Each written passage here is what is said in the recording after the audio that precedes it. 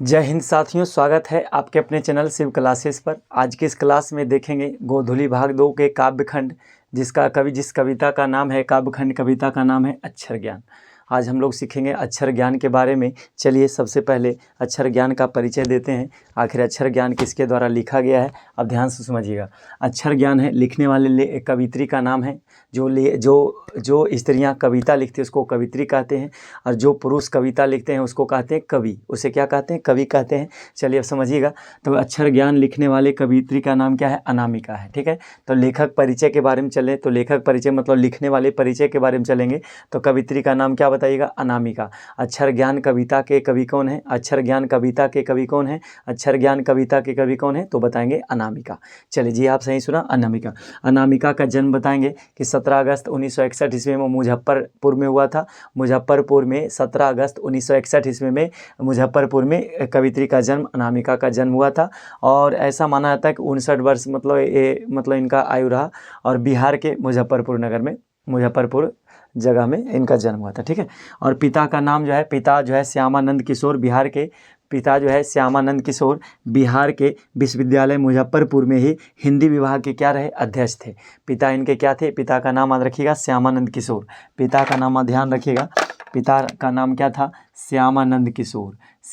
बिहार क्या थे भाई? तो मुझे बिहार विश्वविद्यालय मुजफ्फरपुर में क्या थे? तो एक हिंदी विभाग के क्या थे? अध्यक्ष थे। और बताएंगे अनामिका के बारे में बताइएगा कि कवित्री अनामिका दिल्ली विश्वविद्यालय से क्या किए? MA किए, और PhD करने के बाद इन्होंने सत्यवती कॉलेज में अध्यापन किया, मतलब यहाँ अध्यापिका रही हैं और पढ़ाने का भी कार्य किया है। चलिए आगे बढ़ते हैं और प्रमुख रचनाएं के बारे में बताइएगा कि अनामिका की प्रमुख रचनाएं क्या हैं। तो अनामिका के बारे में बता देते हैं। एक गद्य और पद्य दोनों लिखते थे, मतलब लेखक ये जो है ऐसा कवित्री बने कि कविता भी लिखते थे और कहानियाँ भी लिखते थे। तो इनमें से गद्य और पद्य दोनों का लेखन कार्य किए हैं। और इसमें बताएंगे कि इन्होंने हिंदी और अंग्रेजी दोनों भाषाओं में लिखने का कार्य किए हैं। बताइएगा कि अनामिका जो है हिंदी और इंग्लिश दोनों भाषाओं में किताबों को, कहानियों को लिखने का कार्य किए हैं। और बताइएगा काव्य संकलन। काव्य संकलन का मतलब होता है कविताओं का संग्रह। तो कविताओं के संग्रह के बारे में बताइएगा कि कविताओं का संग्रह जो देखा जाए तो कविताओं का संग्रह में कौन कौन है? तो गलत पत्ते की चिट्ठी है, और बीजाक्षर है,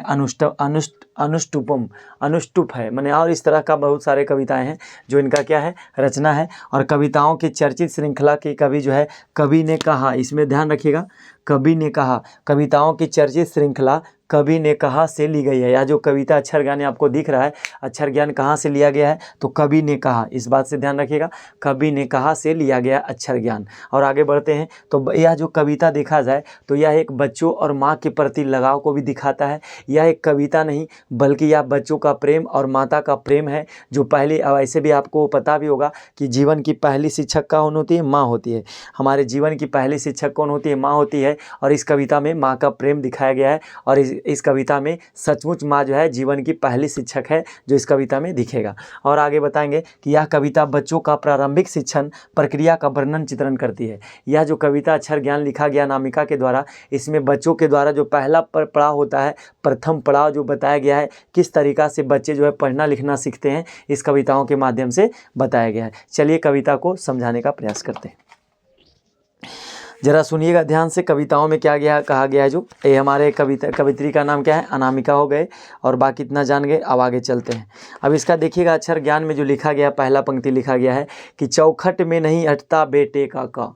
मतलब अनामिका जो है, कवित्री अनामिका अपने इन पंक्तियों के माध्यम से कहना चाहती है कि मेरा जो बेटा है, मेरा जो छोटा, उसका बाल्यावस्था है, चौखट में नहीं अटता बेटे का। मतलब जब उसको का लिखने के लिए दीजिएगा तो छोटे बच्चे को देखिएगा कि जब का लिखने की बारी आती है तो जिस तरीका मतलब हम लोग के जैसा नहीं लिख पाता है। हम लोग भी क्या है, जब बहुत छोटा थे तो लिखने की बारी आया तो हम लोग से ढंग से नहीं लिखा पा रहा था। तो वही कहते हैं चौखट में नहीं अटता बेटे का। मतलब इतना बड़ा लाइन है फिर भी उसमें का ड़ा नहीं लिख पाता है। मतलब हम समझाने का प्रयास करें तो ऐसे समझिए आप, जैसे हमारा लाइन है, इस लाइन में का लिखने दीजिए तो ऐसा लिख देता है, मानिए अटवे नहीं कर रहा है, तो वही कह रहे हैं कि चौकठ में नहीं अटता बेटे का। जब बेटा का लिखता है तो पता चलता है कि उसे का बाहर हो गया, लाइन से बाहर चला गया, और कबूतर ही है ना फुदक जाता है जरा सा, और बेटा को ऐसा लगता है कि का से होता है कबूतर, और वो क्या होता है, जैसे कबूतर फुदक कर उतर जाता है, कहीं चला जाता है, उसी प्रकार हमारे बेटे का है जो कहीं एक लाइन से दूसरे लाइन फुदक कर चला जाता है। और कहते हैं पंक्ति से उतर जाता है जरा सा। कवित्री इन पंक्तियों के माध्यम से कहते हैं कि बेटा बार बार प्रयास करता है, फिर भी उसका का हमेशा पंक्ति से नीचे उतर जाता है, क्योंकि वो ऐसा लगता है कि वो एक कैसा है कबूतर, का से क्या होता है कबूतर।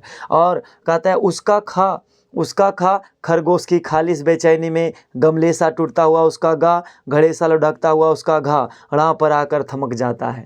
देखिए कवित्री कहना चाहते हैं कि जब खा लिखने की बारी आती है, का तो किसी तरह से मतलब जो है बेटा बेटी सीख लेता है, जो छोटे नन्हे मुन्ने बच्चे होते हैं, का किसी तरह से सीख लिए, सीखने के बाद अब बारी आ गया खा का। जब खा लिखते हैं तो खा लिखने के समय क्या होता है, छोटा बच्चा जो होते हैं कहते हैं खरगोश की खालिश बेचैनी में, उसका भी वो भी गड़बड़ा जाता है, लगता है मानो हमने बहुत बड़ा काम कर दिया है और वैसा लगता है कि हमसे नहीं हो पाएगा, अंत में बेचैन हो जाता है। जो बच्चा छोटा लिखता है तो खा लिखने टाइम बेचैन हो जाता है, किसके जैसा, जिस प्रकार खरगोश खालिश बेचैनी में बेचैन हो जाता है और डर जाता है, उसी प्रकार बच्चे भी डर जाते हैं।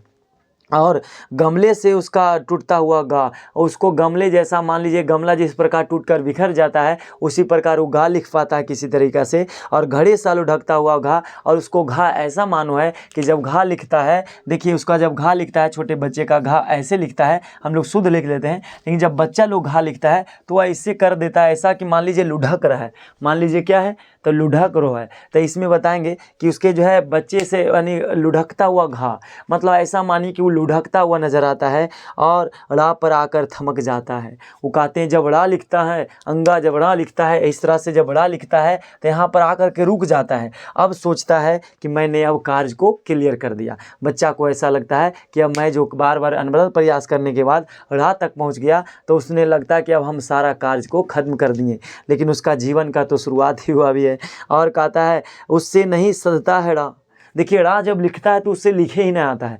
जब छोटा बच्चा को दीजिएगा ड़ा लिखने के लिए तो लिखने का कहाँ, तो लिख देगा कहाँ, तो ड़ा जो समझ नहीं आता उसे, और ड़ा के डा को वह समझता है माँ। उसको लगता है कि यह टा अक्षर का जो वर्णमाला है, इसको ऐसा लगता है कि टा अक्षर में जो डा होता है वो ऐसा वर्णमाला को ड़ा समझता है, और इसके बगल में जो बिंदु होता है उसको क्या समझता है, वो जो मान लीजिए डा है जो क्या है माँ है, और जो बिंदु उसका क्या है बैठा बगल में बेटा है, ऐसा उसको बच्चा को लगता है। बच्चा जब बाल्यावस्था में होता है तो तरह तरह का मन में सोचता है और वो समझता है कि क्या है माँ है और उसका बेटा कौन है, बिंदु जो लिखा हुआ अनुसार वो क्या है, उड़ा को बिंदु को समझता है उसका बेटा, बिंदु को मानता है गोदी में बैठा उसका बेटा, और ऐसा मानता है कि उसके बगल में कौन बैठ गया है, गोदी में बैठ गया है। जिस प्रकार सारा कार्य करने के बाद बच्चा जो है या तो सभी जगह खेलने के बाद, या तो टूट जाने के बाद, या तो डर जाने के बाद माँ के गोद में जाकर बैठ जाता है, उसी प्रकार बच्चा जो है अंत में ड़ा लिखता है तो उसे लगता है कि बगल में कौन बैठा हुआ है, उसका बेटा बैठा हुआ है। माँ बेटे सधते नहीं उससे, और उन्हें लिख लेने की अनवरत कोशिश में। कहते हैं अनामिका का 3 पंक्तियों के माध्यम से कि माँ बेटे सधते नहीं उससे, और उन्हें लिख लेने की अनवरत कोशिश में। कहते हैं कि हमेशा अनवरत कोशिश करते रहता है, जब तक उसे आ नहीं जाता है तो माँ भी अनवरत कोशिश करती है अपने बच्चों के लिए, और यहाँ तक कि बच्चे भी लगे होते हैं माँ के डर से भय से, वह भी जो है हमेशा निरंतर कोशिश करते रहता है, और उसके आ जाते हैं आंसू, अंत में रोने लगता है। वो अंत में सोचता है कि हमसे नहीं होगा। बच्चा जो होता है बाल्यावस्था में होता है तो उस समय लगता है कि माँ हमसे अब नहीं होगा, हमसे नहीं लिखा पा रहा, ड़ा लिखता है, बार बार कोशिश करता है, क ख ग घ ङ अंत तक चरणों में लिखने तक, वो अंत में क्या होता है, विफल हो जाता है, अंदर से टूट जाता है बेचारा। उसे लगता है कि पढ़ाई लिखाई बड़ा हार्ड काम है। देखिए अभी भी बच्चों को जब आप पढ़ाने के लिए कहिएगा, पढ़ने लिखने की बात कहिएगा तो कतर जाएगा, वो भाग जाएगा यहाँ से, वो पढ़ना लिखना नहीं चाहता। अब आजकल का और छोटा बच्चा आजकल मोबाइल चलाना पसंद करेगा, लेकिन पढ़ना बिल्कुल नहीं। अगर जो कविता आज के जवाइएगा तो भी नहीं, पहाड़ा टेबल आज के कुछ भी नहीं पढ़ना चाहता, आजकल के बच्चे ऐसे हैं। तो वही बात यहाँ कार्य अनामिका कहती है कि माँ तो अनवरत कोशिश करती है अपने बच्चों के लिए, और जब जब विफल हो जाता है तो उसके आ जाते हैं आंसू, और उसके आंखों में क्या आ जाती है, आंसू आ जाती है। अब उसे लगता है कि हमसे नहीं होगा। फिर माँ क्या करती है, पहली विफलता पर छलके है आंसू ही है शायद प्रथमान अक्षर। यही कहते हैं कि शायद यही एक कहानी है, जो पहला बार आंसू गिरता है यही प्रथम अक्षर है, यही जीवन का पहला पड़ाव है, जिसको उसने क्या किया, पार किया।